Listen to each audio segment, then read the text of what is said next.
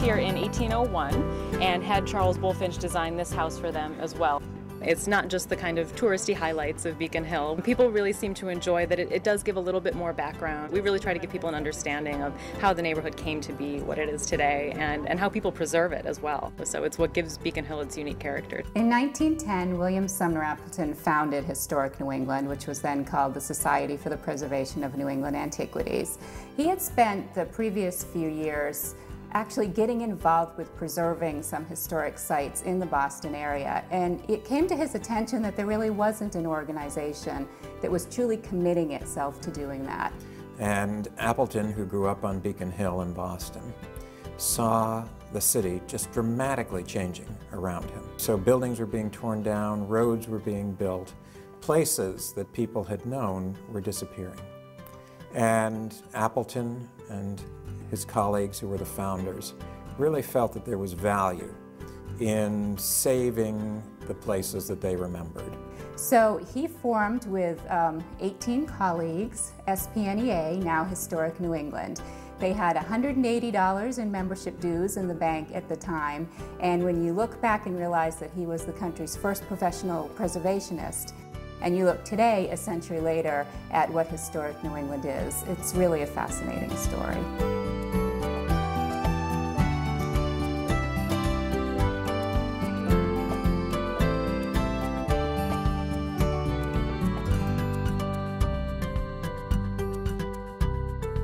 Today, Historic New England is best known as the owner of large numbers of old houses that are preserved as museums in some cases, or preserved by legal protections and held in private ownership.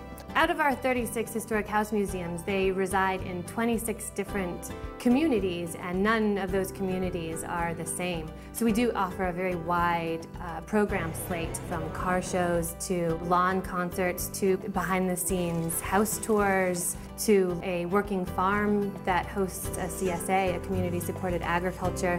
What Historic New England does that's really powerful for preservation in the United States is it makes the properties that it owns relevant to today's communities. Just like this site, it's relevant in terms of the way local food and organic agriculture are important to people in Rhode Island and in the United States. So it brings people to this site which might not have ever come before.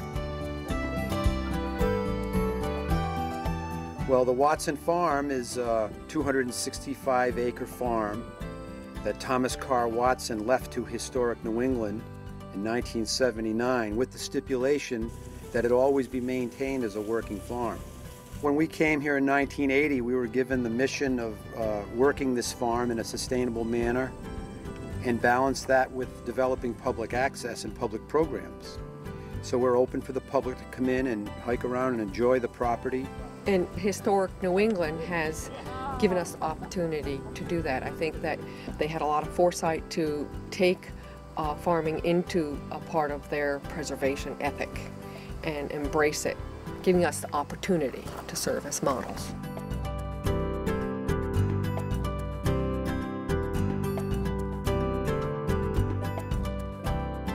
One of the great things about collecting historic homes is that nearly everyone has the experience of home. So an entry point into history that's very comfortable is looking at a house. Every time a visitor comes to a Historic New England house museum, the first question they get is, why are you here? What brings you here? And what can we do to make this tour exactly the kind of experience that you want? A sort of have-it-your-way experience where we try to engage people in any way that they want to be engaged. 4 generations of Rundlets and Rundlet maids who live in this house. We can tell a real range of stories of New England history through our historic sites, starting from the 17th century all the way up to the 20th century at the Walter Gropius house. In the 1970s, when SPNEA took on the Gropius house, it was an astonishing move. People hadn't yet begun to think that houses of the modern period were even worth preserving at all. They were so familiar.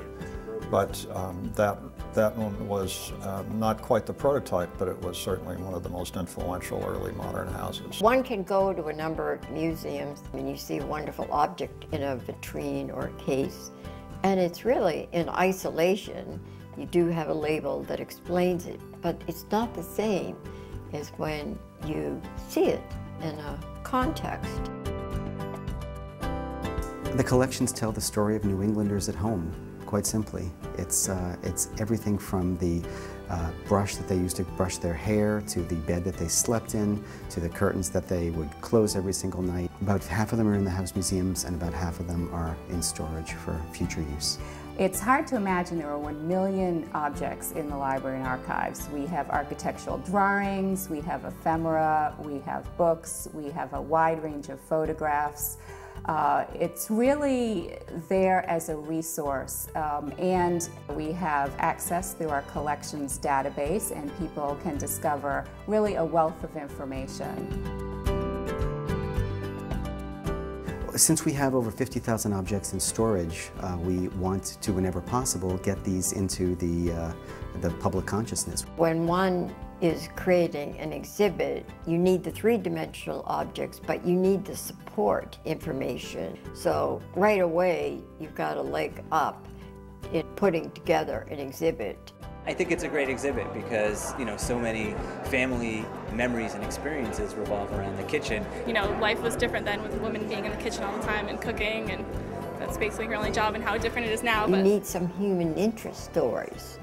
And again, that's part of their collecting. It's important just to know about where we've come from and how we've progressed over the years. But I think it's especially interesting when you can actually see something that's a product of history. I have a lifelong interest in old houses, and so it's been an important part of my education. Buildings have come down to us in a condition that is significant in itself. They need to be kept up and painted, but they need to show the aspects of their history that they have experienced. You don't accomplish that by skinning off the old clapboards and putting up new wood and a fresh coat of paint. The history disappears when you do that. My name's Bruce Blanchard. I'm the carpentry foreman for Historic New England, taking care of 36 properties that we maintain throughout New England. We take care of masonry issues, siding, windows, and in this case it's the columns to the portico of the Langdon House. We're taking the columns off. We'll strip the paint off them and rebuild the bases as we find them. We work constantly in our preservation carpentry shop, in analysis and study and documentation, in understanding the conditions of the buildings, and in addressing the needs of the buildings, all with the goal of preserving as much as possible the original historic fabric of the building. So this is special. The capitals were carved by hand, and I think we're paying tribute to the character of the craftsmen that came before us. Another aspect of preservation for us, of course, is working with the stewardship property owners, those buildings on which we hold easements that are not owned by Historic New England, but are in the care of families. And our staff experts are going in to work with the owners of these houses to make sure they're continuing to care for the historically significant features and ensuring that those features remain. We also work through our own historic homeowner program with people whose buildings we don't have easements on and don't own, but to try to help New Englanders as a whole understand the value of historic preservation.